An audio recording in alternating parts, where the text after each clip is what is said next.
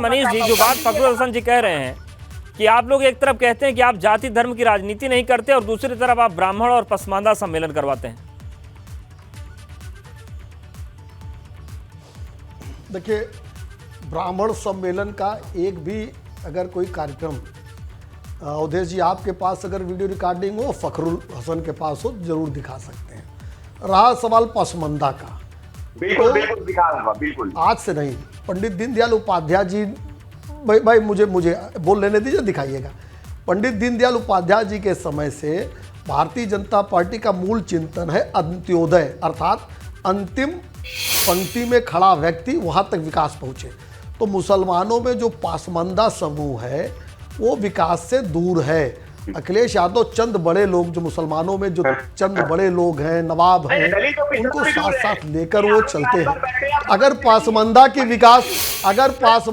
विकास की बात भारतीय जनता पार्टी करती है तो इसमें फखरुल जी को क्यों इतनी आपत्ति है? भाई देखिए, बीच में मैं नहीं बोलता भाई, फखरुल जी देखिए, मैं बीच में नहीं बोलता। अवधेश जी, इस तरह से डिबेट ठीक नहीं है भाई। फखरुल जी उनकी बात सुन लेते हैं, आपके आरोप का जवाब ले लीजिए, फिर आ जाएंगे आपके पास। अपने आरोप का जवाब तो ले लीजिए हसन साहब। अगर बोल लीजिए। नहीं, इसलिए कि देखिए, आरोप चूंकि मिथ्या है, रेड हैंडेड पकड़े जाने का डर है, इसलिए शोर मत मचाइए बीच में, आप अपने समय पे बोलिएगा। देखिए, पासमंदा समाज मुस्लिम समाज में पिछड़ा हुआ है, उस तक विकास की लौ नहीं पहुंची। ये तमाम ठेकेदार जो मुसलमानों के बनते थे, उन्होंने चंद परिवारों में उसी तरीके से विकास पहुंचाया जैसे 2-3 जिलों के स्वजातियों को अखिलेश यादव जी ने पहुंचाया।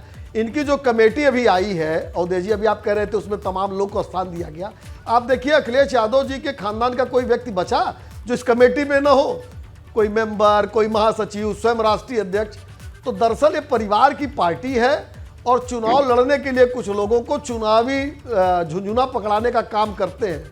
5 साल सरकार में थे, ये बताए बेरुल राजभर जी ने बड़ा अच्छा सवाल किया, कितने जिलों में ओबीसी को उन्होंने डीएम बनाया था, कितने जिलों में उन्होंने ओबीसी को जो अति पिछड़े वर्ग हैं कप्तान बनाया था, कितने थानों का चार्ज दिया था, कितने जगहों में नगर पालिकाओं का ईओ इन्होंने बनाया था। अभी आप कल ही खुल जाएगी। और जो लूट मचाई थी नौकरियों की, 2-3 जिलों के कुछ एक जात विशेष के लोगों को बनाया था। एसडीएम की लिस्ट तो अवधेश जी याद ही होगी आपकी, जिस पर सवाल खड़ा हुआ, माननीय उच्च न्यायालय ने रोक लगाई थी। तो ये तो चंद 1-2 जिलों के परिवार विशेष की पार्टी के लोग हैं, उसी के फायदे के लिए काम करते हैं। बिल्कुल, ये देखिए सवाल हसन साहब मनीष जी ने पूछा है, और जो बात अरुण जी पूछ रहे थे महापुरुषों के सम्मान की या समिति की रिपोर्ट की, उस पर भी आएंगे। मेहमानों को करते हैं। फखरुल हसन साहब, वक्त कम है इसलिए सीधे आपके पास ही आ रहे हैं। मनीष जी ने भी आपसे सवाल किया और अरुण जी ने भी, उसका आप जवाब दे दीजिए। देखिए, भारतीय जनता पार्टी की सरकार में शिक्षक भर्ती होती है, और ये मैं नहीं कह रहा कि पिछड़ों का आरक्षण नहीं मिला। ये तो भारतीय जनता पार्टी की में भी जो लोग पिछड़े हैं, जिनकी आत्मा अभी जिंदा है, वो भी बोले थे कि पिछड़ों को आरक्षण शिक्षक भर्ती में नहीं दिया, लेकिन अरुण राजभर जी चुप रहे। और हाईकोर्ट की लखनऊ बेंच ने कहा कि शिक्षक भर्ती में कॉपी तक बदल दी गई, और ये मैं नहीं कह रहा, ये हाईकोर्ट की टिप्पणी है।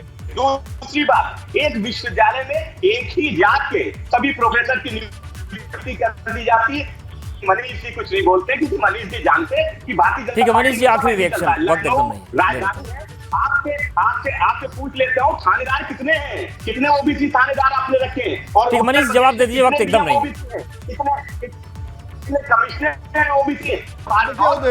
अवधेश जी, एक फेक लिस्ट लेके समाजवादी पार्टी के लोग लगातार टहल रहे हैं।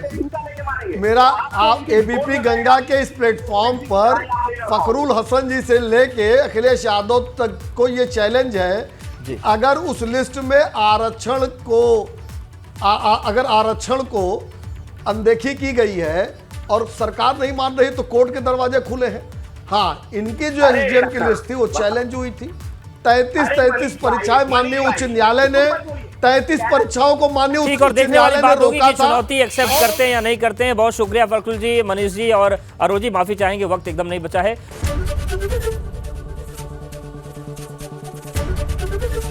एबीपी गंगा, खबर आपकी, जुबान आपकी।